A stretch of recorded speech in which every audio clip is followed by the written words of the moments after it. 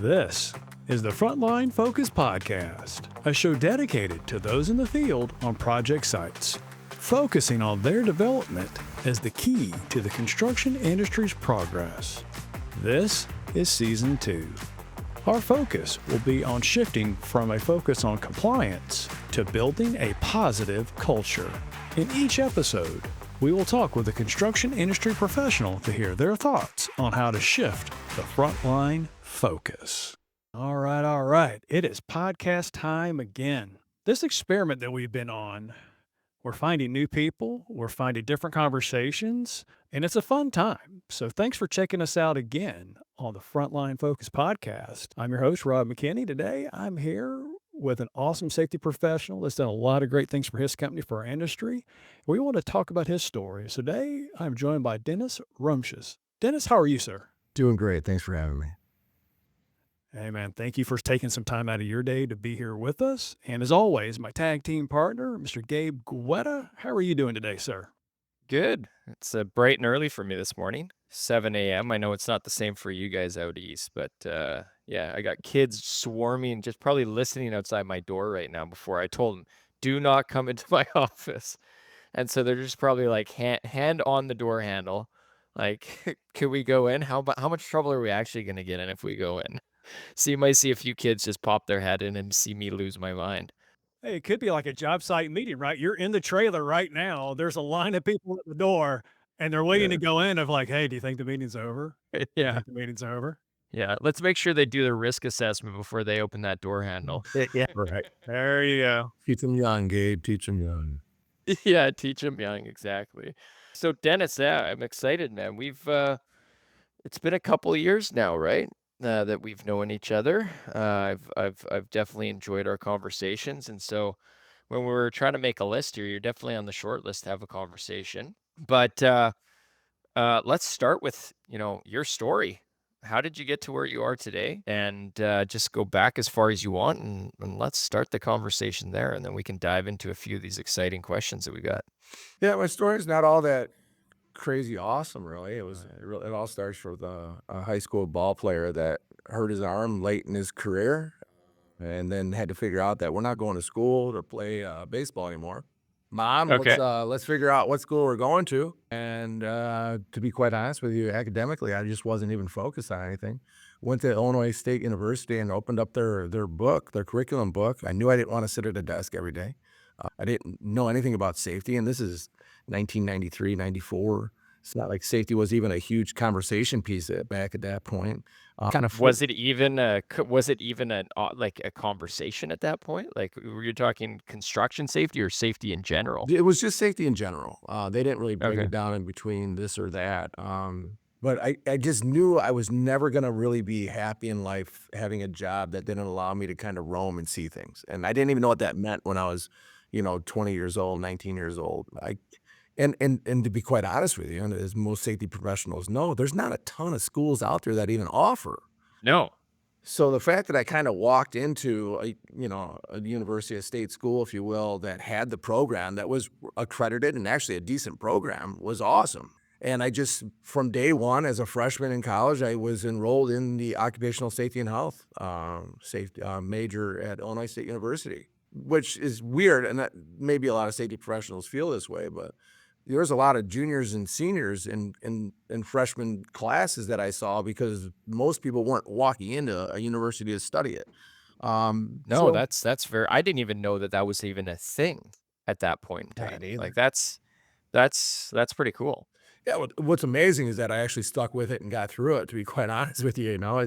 It's not a real easy major. I think everybody in the outside world may not even understand it, but there's a lot that goes into it that I was not prepared for. But it was awesome. And then, getting out of college in 97, 98, whatever it was, worked for a nice little consulting firm out of Willowbrook that I still talk to and utilize 20, 25 years later for a lot of industrial hygiene and environmental remediation analysis and stuff of that nature. Great people over there. Worked there for about 3 years, and then I decided to get into construction. And I always kind of wanted to get there. It was just one of those things. You have to know somebody to kind of help you get in the door. And I ended up in an incredible, very large organization, Walsh Construction, which A Yep. lot of people across probably the world even know him at this point, and worked out of their corporate headquarters in Chicago, and worked on the heavy highway side of things. And that was just an incredible world to learn, to be a part of some major projects, a lot of bridges. Heck, they had their hands on everything. A heavy, heavy, heavy self-performed world. So as a young professional, being able to see work being done every day with people wearing the same hard hat as you, meaning Yeah. a name on it, was critical, because it made me learn very early at a young age that I had a responsibility for people. That How ma- old were you when you were in that role? Gosh, I had to be probably about 23, 24. So I was getting into my mid 20s. And in the heavy civil world, youth is not a bad thing. I'll be No, honest. but that's a lot of responsibility at that age, right? Like Yeah, there was good people people around don't me. realize the stress that especially safety puts on themselves. You're responsible for the health and well-being and the lives of a lot of people, right? And other people might not realize it, but safety definitely realizes it, Yeah, right? you definitely feel that way, and there's probably a lot of people out there that, I see some TikToks out there, a funny thing about when the safety guy shows up, and on the other Yep. side, the review side, and I get it. Text message goes out, everyone's on lunch break all of a sudden, right? Right, and I totally get it, and I laugh with all of those people, because it is what normal life really is. Yeah. But I wish everybody understood that the good safety professionals, and there's a bunch of them out there, but like any profession, not everyone's awesome. Our career is based on the desire to make everyone's life around us better, and maybe Yeah. they don't see what there's the possibilities that exist around them, could be, and you have a lot on your shoulders. Want to make sure everyone goes home at the end of the day the same way they woke up in the morning. So Yeah, that's pretty interesting. So then from there, how did you end up at McShane? so I spent quite some years over there and enjoyed it. And then I just kind of decided at some point, like, and I think every professional, when you get to your 30s and maybe early 30s, you go, all right, who am I going to be? I could do this every day. I could sit on jobs. I could run a select amount of jobs, but I want to be a little bit larger part of an organization. And where do I need to go where I could fit into that? And I was introduced to the opportunity over here at McShane. I've been here 18 years now. So I've seen a lot of change even within this organization. Yeah, and growth, I'm sure, right? 100%. So, obviously I came in as their really true first safety professional. They had some people, consultants on the outside that were helping. But the first person to actually really get a paycheck at McShane that was really safety based. And starting that fun world in a construction company, and this was more building side. So it was even new to me to a certain extent, because I was all roads and bridges, heavy civil, fun, crazy days, nights, and all that. And moving into the building side of things in an environment where they really never had somebody on a job every day going, "Hey, what are you doing? and why are you doing it?" Yeah. Was a culture shock for not only the organization but for myself. So everyone here was great, and a lot of the same people that were here 18 years ago are still here. It's really a really nice organization, really nice company, wonderful family to work for. And it's good that there's been so much longevity with people that are all around me, all at the same level as me now, being a vice president of Yeah. safety and risk management. So, I look at people that we've been doing this together for so long that we don't even have the arguments that we used to have maybe years ago, where it's like, why is this important? No, we're Yeah. all on the same page. Yeah, and that definitely was I mean, it's not all unicorns and butterflies in this world of construction and safety. I mean, I remember when I first shifted the mindset of safety from a hard hat, steel toe boots to more, okay, prove that your company's actually protecting your workers, more compliance-based safety. That was an uphill battle. It's a complete culture and mindset shift that most people don't get. What do you mean I'm not safe? I've been doing this for 35 years. You're saying I'm not safe? It's like, well, yeah, let's go into the details here. But at the same time, the businesses don't. I was running the company. I wasn't safe. I don't have a big background in safety. I didn't get it. I didn't get like why are we doing this paperwork? What is that actually going to do? Right. Right. And so tell me more. So you're safety and risk, Yeah. right? Safety, I think everyone gets, but the risk side is the risk side mostly focused on protecting the business side? Or tell me, like, how does that tie to safety? Why are those two things in one person's job title? Like, tell me about that relationship and that This and actually that goes, mindset for you. yeah, this goes way back. When I was at Walsh early on, we would have things happen on job sites and people would get injured. Yeah, Unfortunately, it just happens. it happens. It's a high risk industry. Yeah, 100%. And I was always really confused that we would do all the accident investigation, we do it all the paperwork, and then we would hand it off to a whole nother division of people that handle Yeah. the insurance side of it, the lawsuits, legal- all yeah. that. And I was like, and it just kind of went into some zone that we never talked about again. Like they never came back to the safety world and said, hey, what does all this mean? How is this working? And so I kind of figured out 15 years ago that there was a vacuum in this arena where these two worlds weren't connected. And we didn't really have anything in McShane doing that and tying that. And I said, no, I really want to learn this. And I want to be a part of this process. I want to control not only what we're doing in the field, but then if something happens, how things happen after that. After that, yeah. So, and I tried to do it the right way. Instead of going like truly back to college to learn a whole nother aspect, I spent probably about 3-4 years getting accreditations and certifications through IRMI, and I have my construction risk insurance specialist, and they're all on the wall behind me. At this point, it's the senior claims law associate. I wanted to learn the law side of it, and there was always something Right. in me. And if you're a true safety professional, our whole world is laws. I mean, they're all regulations. I mean, that's what they Yep. are. And Yep. if I always viewed a good lawyer as not the one to tell me what the law, but tell me how to understand the law and get around course. the work in the world that we're supposed to work in, right? That could be said about a good safety professional too. That's what I'm saying, and that's how I tied the whole world together for me. Yeah. The risk and insurance side and the law side, and it really tied into. I spent a lot of time not. I've worked with so many great people over the years, and I don't really talk about myself very much. And I know the safety world is a really fun world because we're all so proud. Everybody's really proud of what they're doing in their sphere, and I'm very respectful of that. And there's a ton of awesome companies out there that I'm jealous of. I'm jealous of the Mortensons. I'm jealous of Right. the Kiewits. I'm jealous of the Walshes still and what they're doing. Right. And I truly respect everybody when they're doing. So when I'm saying things, I never want anyone to think I think more than them. I don't.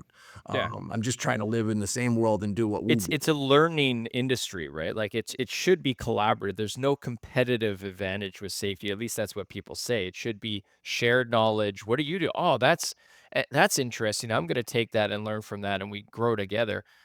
Ideally, Yeah. not necessarily that happens all the time, but that's I think what you're describing. Yeah, and I felt that way over the years. I've never met a safety professional at another organization that was really like, we're better than you. This was like, this is what we're doing. Go ahead and use it. And we're the same way. If anyone ever needs anything, we'll give it to them because we just don't care. We want everyone to kind of succeed. It's a nice industry in that. But really what I was getting to was I learned very early on that you could go about safety one of two ways. You could bring out your big CFR book and tell everyone what the rules are and why you have to do it a certain way. Or you could understand what the worker needs and try to figure out what the rules are and then create an environment where they're successful, able to meet the rules that exist, but maybe not along the exact literature of the law. And really understanding how to work those two worlds together. It really garnered a lot of good friendships over the year and a lot of good conversations with workers that were true construction human beings that were probably not used to having just honest conversations about what are you doing and what can we do to make it a little bit better, and this is what we're trying to accomplish. We got to get to this point. How you get there, well, that variable is kind of open to interpretation a lot of times. Dennis, I think that's, and it's okay if it is, but do you think that when you look at safety and risk, safety is really protecting the worker and risk is really just protecting the business? Is that kind of how it separates? Yeah. 100%. So what the risk side of my world is understanding our policies and procedures along. So look, I should start with this. So the McShane Construction is the exact opposite of the world I lived in previous, where it was 90%, 95% self-perform work. So Right. in that world, you're controlling, if you control your labor, you're controlling your losses, right? If you're not having Yeah. a bunch of Yep. injuries, you're not having a bunch of lawsuits, you're not having a bunch of work out claims, you're not paying a ton of money. Yeah. You have You people also own a lot of the risk. 100%. McShane Construction is the exact opposite. We are 95 to 99% subbed out work. So that risk assessment is very drastically different because we don't necessarily control what everybody's doing down below us. We would love to, but you don't have that much control. You don't know the human beings inside these subcontractors that work for you across the country. So then it becomes a contractual world of insurance. And I want everyone to understand the world of risk for me has nothing to do with wanting to attack a company that we subcontract with. It has to do with making the insurance world accountable for the insurance that people have in place that is allowable for us to use when something goes wrong. And that's really that world, making sure we're getting the right insurance. It's not just certificates of insurance. It's understanding the language and the endorsements and the additional insured status and what that all means is very critical. And we have a process here where we're watching multiple tiers of subcontractors below us. I think anybody in my world, It's the classic sub of a sub of a sub, right? 100%. I think there's probably a lot of people out there that would watch this and go, I get it. Like we may hire Yeah. 30 prime subs for a job. Yeah. If you really break it down, there's 90 companies that are involved in building. Yeah. And sometimes they show up on site, don't even know which company they're working for that day. 100%. I'm told to go here, do this. I actually don't know what sub I'm working for today. So the more we can do to control that atmosphere, that world that because everyone knows that world. Yeah. The more we can do It's to control it, it's good. And it's good for the company. So Well, let's dive into that, Dennis. So on a jobs, like tell us a little bit about what McShane does. Like what are you building? What kind of projects are you guys running and stuff like that? You're a general contractor. we're general contractor. At one point, I think we were one of the largest multifamily builders in the United States. So that's stick frame apartments, senior living. Very busy down in the Southeast currently. We were very busy down in Phoenix. That's dialed down a little bit. Wisconsin market is very heavy for us. Chicago has always been our base. And then we have a whole industrial side, if you will, if you call it, and that's big box distribution. We'll do some manufacturing, not heavy, but a lot of like precast tilt ups, just of that nature. Very different than the multifamily world. Yeah, and different trades and different safety, I guess adoption, Yes, right? it's two different worlds. It is two That's the different worlds. polite way of saying it, right? Yeah, it's a fun one. One's more still the Wild West. One's a little bit more controllable. So Yeah. Yeah. And so like when you're running those projects, I guess it's different, but typically you're going to have a superintendent on each job. And like, what's your internal workforce like on a project? You're going to have assistant super. Do you have foreman? What do you call, like everyone has different names for different roles, but they do. what does that look like? So every job is going to have a senior PM and a project manager usually associated with it. The project manager is the one that's living day to day. The senior PM is usually watching over a couple of jobs. We'll have project engineers, which are the younger professionals coming out of college that want to be project managers someday. And in the field, we will have a superintendent. Every job site has a superintendent. Right. Okay. Historically, for years and years and years, we're in a transition phase at McShane. I've been here 18 years. A lot of the superintendents were here 10 years before I got here. And now they're in the 60, 65-year-old, they're exiting. So all those people that I've really spent 18 years with are kind of gone. One of them has his boat in my barn. So, we're all still friends and stuff, but they're not working anymore. So we're transitioning to the new generation of superintendents. Every job will have a superintendent. We want to have a field assistant or an assistant superintendent, if you will. And that's the person, much like a PE that wants to be a PM, that assistant superintendent wants to be a superintendent someday. And we like to have at least 2 people on every job just for coverage and knowledge and moving things forward. Right. Okay. So then everything else is subcontracted out from that point. Yeah, and those superintendents are really just managing all the subcontractors that are in and out, and who's doing what and where. You will never be on a McShane job. Maybe things change in the future, but currently you'll never walk on a McShane job and see a bunch of McShane people doing work. So, and that was one of the things that we get so many awards every year, and I will say this on a podcast, so all the state professionals know that I am true to my word. We get a lot of awards every year because our safety record is very good. Yeah. And we're proud of that. And we feel like we are doing a lot of good for a lot of subcontractors, but there is a variable in it that is unfair. It's always based on the McShane numbers, our numbers. Ah, gotcha. So, we do internally analyze every job site with accidents, injuries, and all that. But when people are asking like, hey, what is McShane's performance? Like our mod rate is so low. And everyone's Right. like, oh my God, it's amazing what you're doing. And it is. We are doing good things. I don't want to completely downplay what we're doing. Yeah. But I will be completely honest with you. We shouldn't hurt anybody. We don't build any. Yeah. Someone's Yeah. slipping on our If you're having incidents, that's even worse. to a certain extent, we could be car salesmen out there walking around these sites. Let's just be careful here. You're not up on ladders tying anything together. But you are responsible for the health and safety of each one of these projects, right? Oh, Like 100%. you guys are and so in the many ways, like move the awards aside for McShane itself on your internal employees, your world is it's everything in life is a pendulum. Like if you had more people on site, yes, so maybe your mod is not quite as good, but you have more control over that. Now you're dealing with subs, potentially subs of subs of subs. You have all different safety cultures. You have all different sizes of companies. You have companies that are showing up on your sites that might be a 10 times bigger of a company than yours as far as people, or maybe even 100 times bigger, have 10 times the size safety team. And then you have somebody showing up that has a 25-person company that's never even opened a safety manual before. And you got to figure out how to make sure that everyone's safe working together. How do you even manage? How do you even begin? How did you even start figuring out how to pull this together? It's a game of relationships, right? And communication. 100%. So early on, when I transitioned over to this world many, many, many years ago, I never wanted to lose the feeling I had for safety and the people doing the work. I just never wanted to do it. So I don't look at anybody on a McShane site ever as anybody other than one of us or working for me. And it's harder because we're not sitting in, meetings with them at their offices, or we're not having Christmas parties every year where we're sitting in the back room having a cocktail and talking about life because we don't interact. But over the years, the more subs that you continually use again and again and again and build those relationships with foreman and foreman again, you actually feel the same as you do if they were self-performing for you and actually work with under your it's the new subcontract. Yeah, you're building deep relationships with these individuals. 100%. Like right now we have an office renovation going on at our corporate office. There's guys outside right here doing stuff.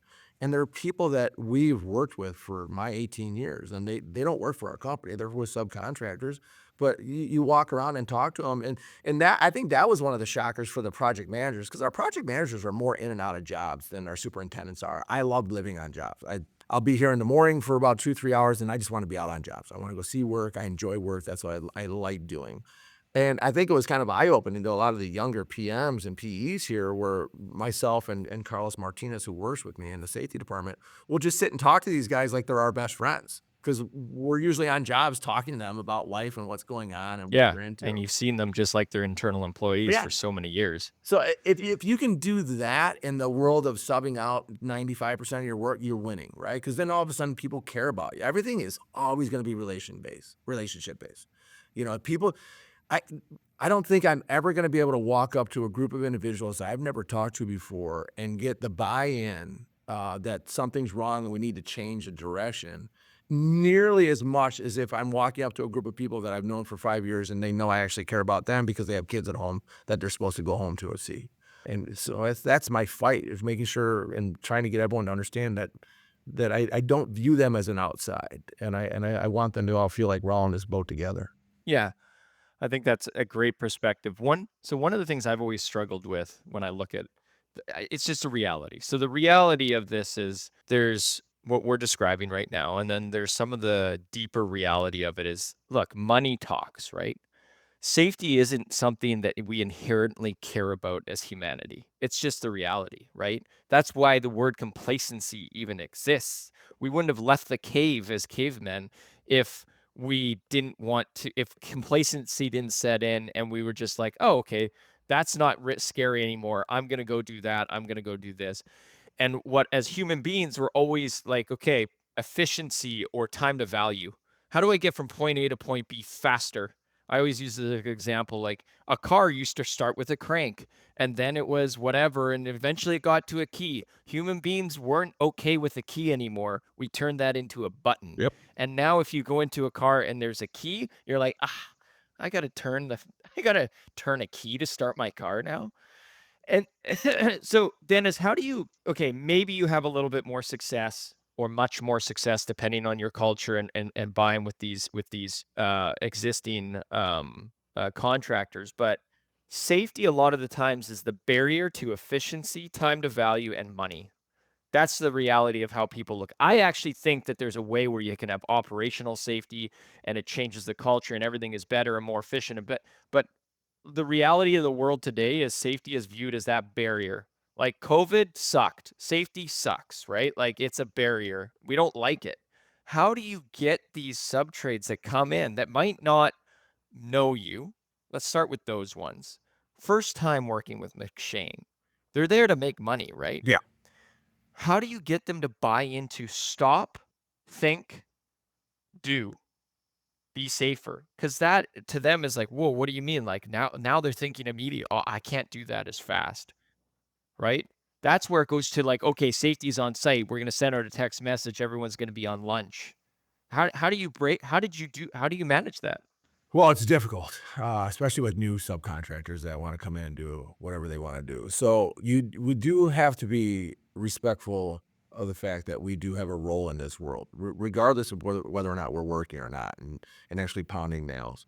We do have a major role in this, and we do have a lot of power on our job sites, and we do have a lot of control, and we can exert that. You know, we try. I spend a lot of time in pre-construction meetings with new subcontractors.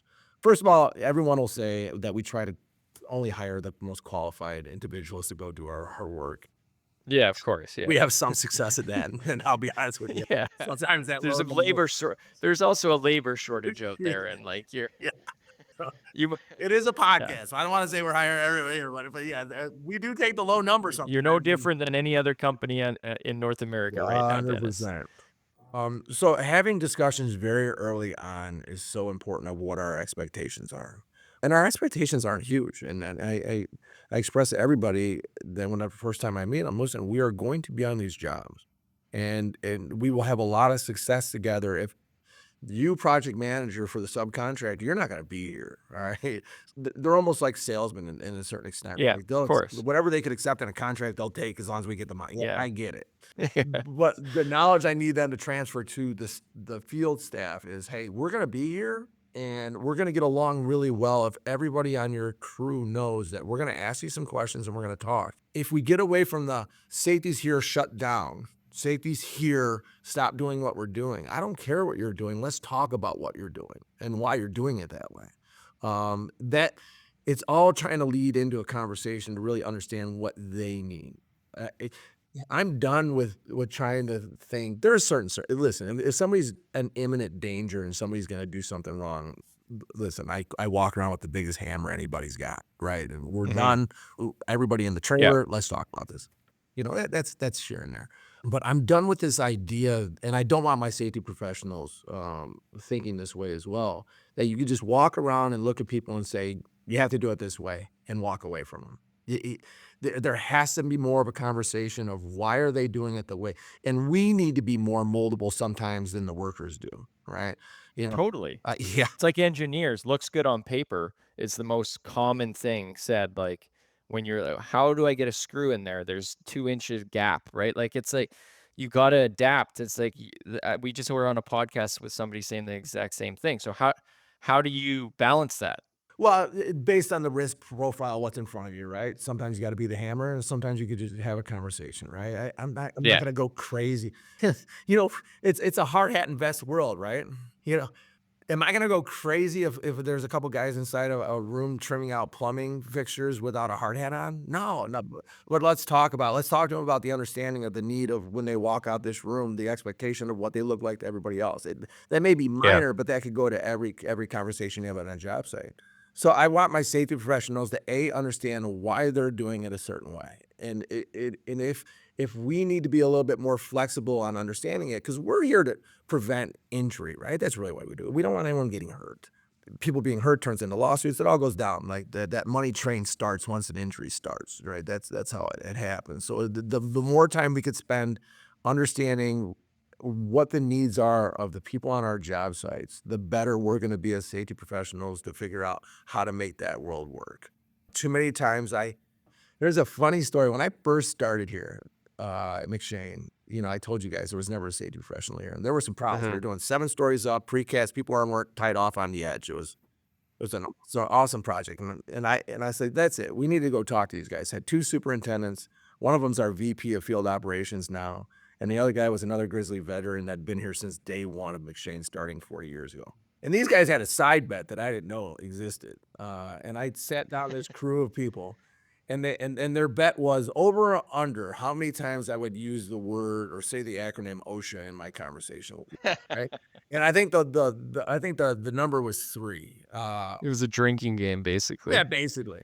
And I shocked both of them afterwards when they looked at me and said, "You never used the word OSHA. You never even talked about the regulations that you were talking about." And I go, "Well, yeah, they don't care about the world of OSHA. Obviously, they're already doing things in a manner. I want to approach things on why it's important for them. Why is it important for you as a human being? Not because I don't want to get in trouble, not because I'm fearful that somebody that works for the government is going to take a picture of you and walk on the job site and fine everybody a bunch of money, because that's going to happen, or it's not. My fear is that you're limiting yourself to an instance of a second or a momentary second where your whole life changes, or your wife's whole life changes. Or family, yeah. And that's a world I don't That's like being in. complacency. Yeah, that's complacency is it's the one thing, complacency on the new professionals coming in that don't understand the dangers of what they're doing, right? And they just kind of just doing it because they don't know how bad it can be. And then it's the other side of it, the people that have been doing it so long that they've just gotten used to doing it so long and don't care because it just never happened to them. it just doesn't register. Well, you Doesn't gotta think register. about it. Gabe, you gotta think. I'm not scared of heights if I've been working on a high rise for 20 years. It's such a messy world. We ask people to wear harness in certain circumstances and tie off. If you did this every day of your life, right? And that was your job. I was a carpenter. I was a window glazer. I was somebody that needed to wear. That's what my background was, window 100%. installation. Every day of your life, you're putting this harness on in the morning. You're working all day in it, and you're hooking off, and you're hooking off. You're unhooking because you're moving, and you're hooking and hooking. If you win that game for 25, 30, 40 years, you never have to use that harness. It never has to. Yeah. And Totally. that's the crazy thing. Like, how many times throughout a 40-year career are you utilizing something you may never use? And we don't want you to use it. And trying to get people to understand that you have to do that the right way every time.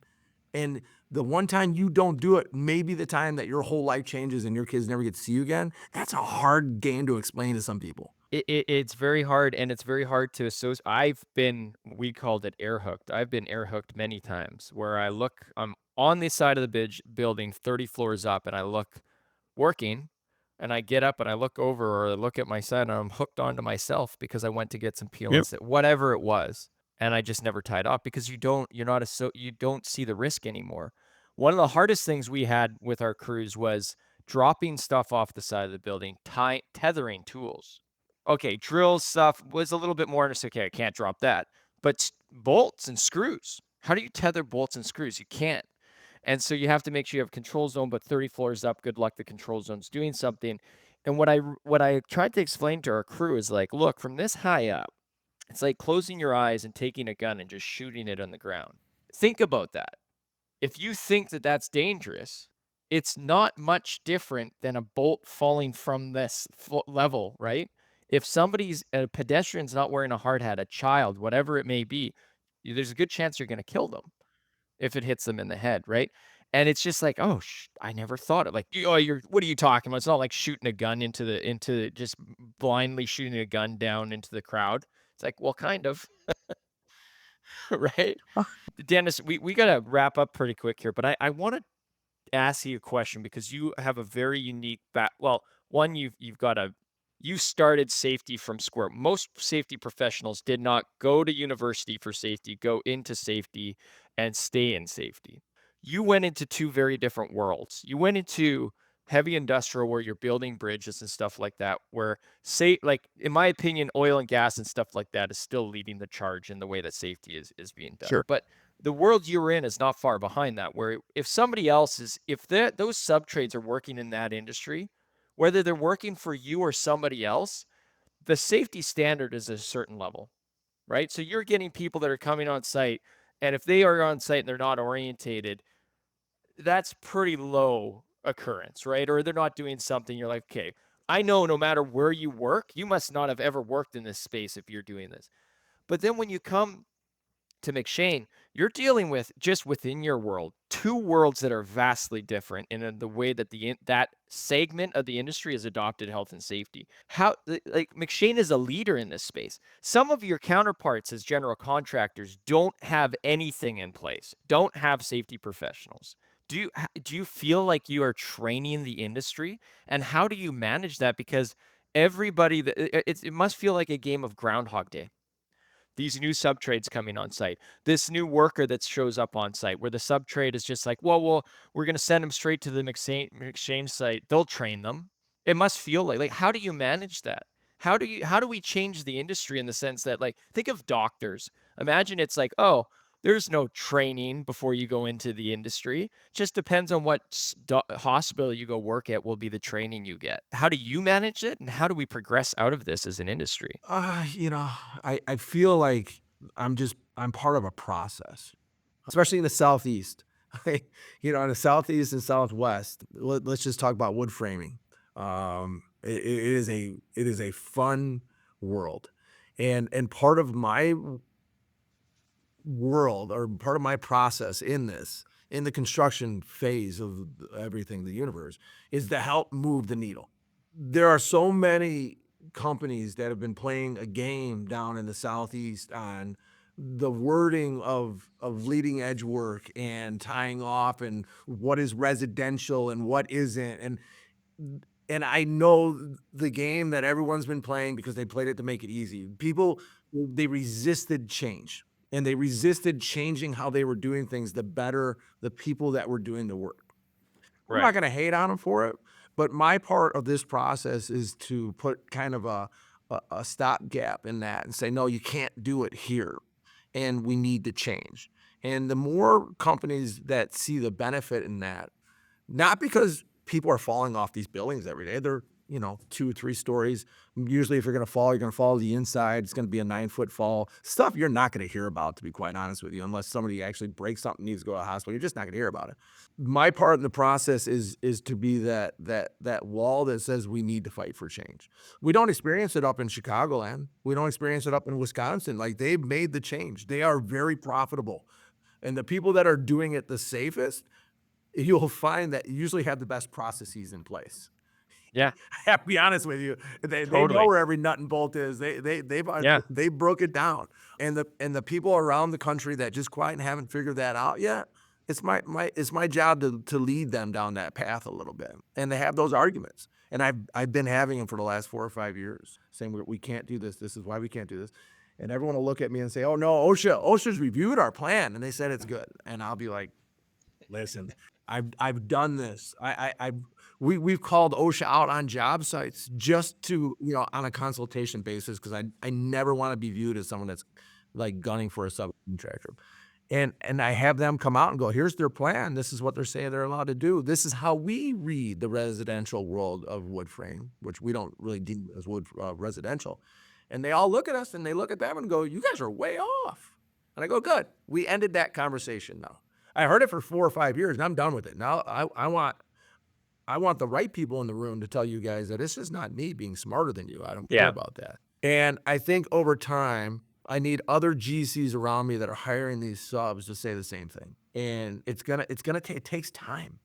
You all can laugh. Rob, you talked early on, when we were talking, you've seen a major change over the last 20, 30 years. Before that, safety was minuscule, and then it got better. And now this is just the next phase of getting better. And we're just in the middle of it. 20, 30 years from now, it'd be it's going to be different. Yeah. People care. Yeah, there's still so much room to grow and improve. But that's why we're doing this. That's why we're getting more conversation happening around it. And glad that we brought you out on this, Dennis. This was a good conversation. Hey, Rob? Absolutely. Dennis, thank you so much for your time today, the stories, the wisdom that you're sharing. Hopefully other safety professionals really take it to heart and kind of understand this growth pattern you're talking about, that mindset shift. Man, thank you so much for coming on today. No, I appreciate you guys. Anytime you want to talk, just let me know. Yeah, we'll definitely be taking you up on that. Thanks, Dennis. It's been a pleasure. All right, guys, have a great day. Thank you for listening to this episode of the Frontline Focus Podcast, powered by Salus. If you enjoyed this episode, then please subscribe to our show on Apple Podcast or Spotify, or better yet, leave us a comment on social media for us to hear your thoughts about this conversation. Until next time, keep moving safety forward.